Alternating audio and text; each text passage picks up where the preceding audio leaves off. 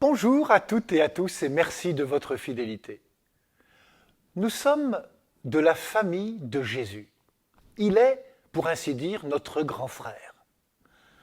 Sa famille, nous la découvrons dans l'évangile de ce jour.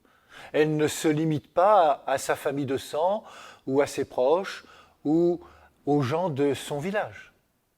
Non, sa famille, elle est large comme le cœur de Dieu. Elle est la fraternité universelle. Jésus se fait chaque jour notre frère. Il réalise cette fraternité en s'approchant de tous, sans distinction. Et dans cette proximité, il nous offre un trésor, sa parole. Elle est tout près de toi, cette parole. Elle est dans ta bouche et dans ton cœur, afin que tu la mettes en pratique, nous disait le livre du Deutéronome. Cette parole est toute proche parce qu'elle s'approche en la personne de Jésus.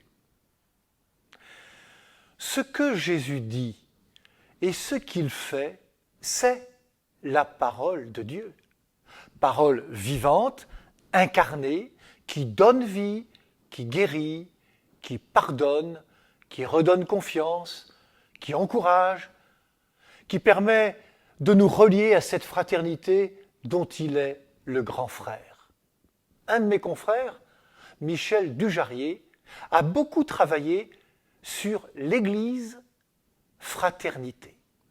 Il écrit « Les pères de l'Église disent que le Fils de Dieu, en se faisant homme, a pris notre fraternité, ou encore a revêtu notre fraternité.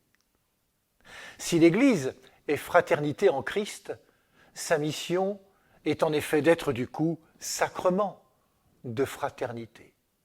Cela suppose qu'elle vive elle-même de cette fraternité au maximum pour la mieux annoncer à tous ceux et celles qui cherchent aujourd'hui encore un sens à leur vie. Nous sommes, c'est vrai, dans une société où on choisit ses relations, où on choisit ses réseaux, où on choisit ses amis. Or, dans la vie fraternelle, on ne se choisit pas, mais on s'accueille les uns les autres, comme des frères, comme des sœurs, qui nous sont donnés par le Seigneur. L'évêque de Rome, François, écrit « Dans une société de l'affrontement, de la cohabitation difficile entre les cultures différentes, du mépris des plus faibles, des inégalités, nous sommes appelés à offrir un modèle concret de communauté qui, à travers la reconnaissance de la dignité de chaque personne et du partage du don dont chacun est porteur, permettent de vivre des relations fraternelles. Dans l'évangile de ce jour, Jésus nous offre 2 clés pour devenir membre de cette fraternité. Écouter la parole de Dieu et la mettre en pratique. La fraternité est le premier évangile, le plus crédible que nous puissions raconter au monde d'aujourd'hui. Nous le ferons par le témoignage de notre vie. Bonne journée à toutes et à tous.